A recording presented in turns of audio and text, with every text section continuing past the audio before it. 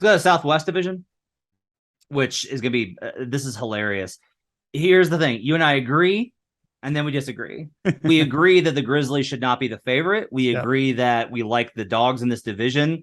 I'm expecting regression from Memphis on multiple levels for multiple reasons. I think last year was a really special season for them.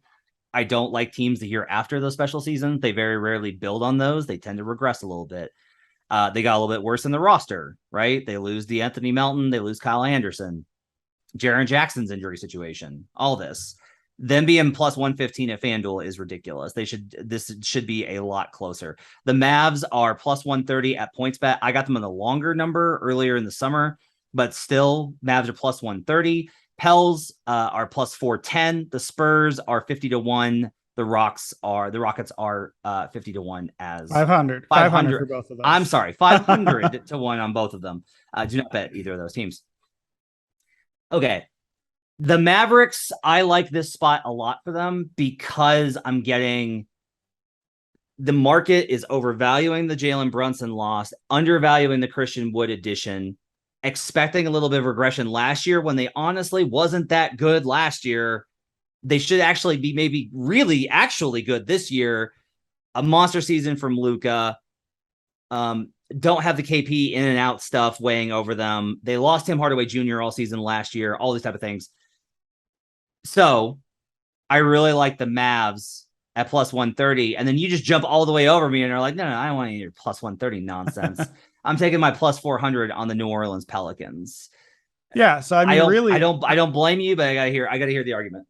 So I don't disagree with anything you just said on Dallas. I think Dallas is the rightful favorite here. My model has them about 45%. So effectively, here's where I think that the thing we should focus on here is actually not the Mavs or the Pelicans. I think it's the Grizzlies. I think it's fading the Grizzlies that we're getting nearly 50-50 odds on the division that both you and I really agree that's not right. They shouldn't be that much of a favorite.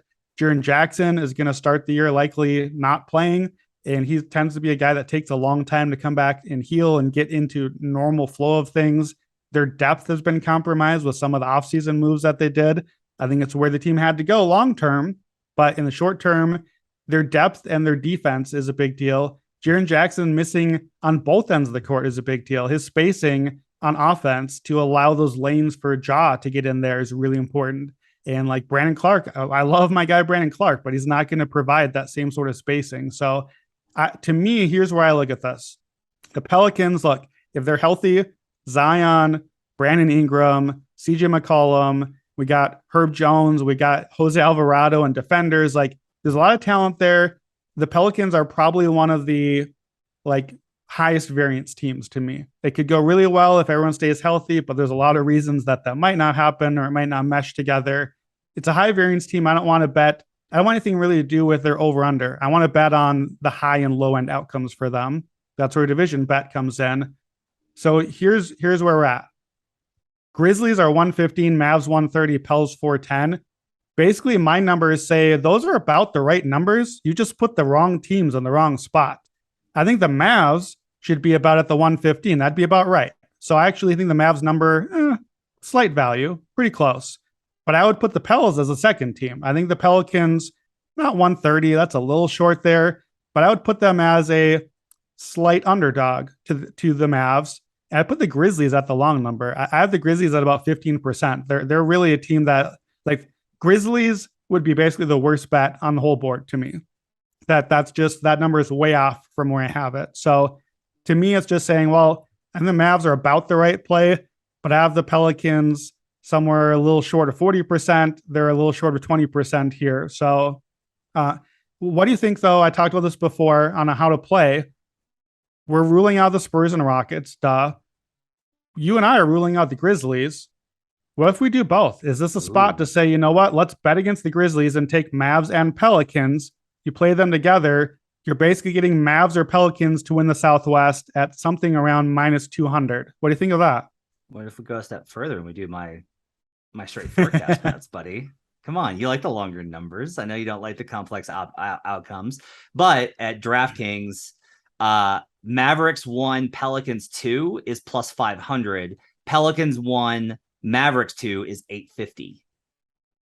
So if you follow our logic, Now, I do think if you want to keep it simple, then yes, I think just betting Pelicans and Mavs is a good way to go about it, and that number probably comes out to a much better one. But I am kind of with you. It's just it kind of depends on how much you want to fade Memphis. Like, do you really see this as an opportunity, or are you a little bit scared to bet against Memphis? I don't think I am. Yeah. I think I'm prepared to bet against Memphis. So yeah, I think I'll probably throw in the Pelicans here as well. You know, I mentioned 14 out of 48 teams won 42 games or fewer and won the division, but 14 of them did. And Zion is the kind of player that changes that equation.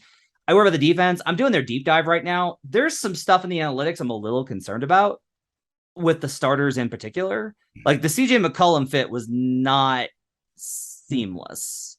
Like there's some stuff in the idea of the Pelicans. I'm a little concerned is going to be better than the reality, which is pretty normal for preseason.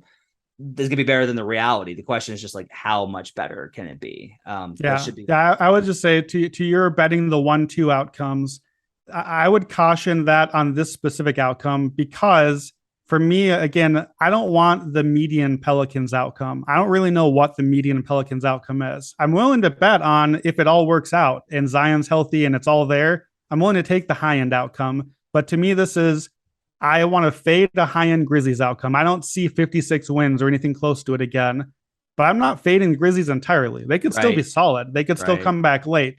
So I don't want the second place thing, because to me, I'll take the high end Pels outcome, but I don't really want a second place Pelicans. Like either it's going to work or it's really not going to work. For me, that's not the right way just for this one.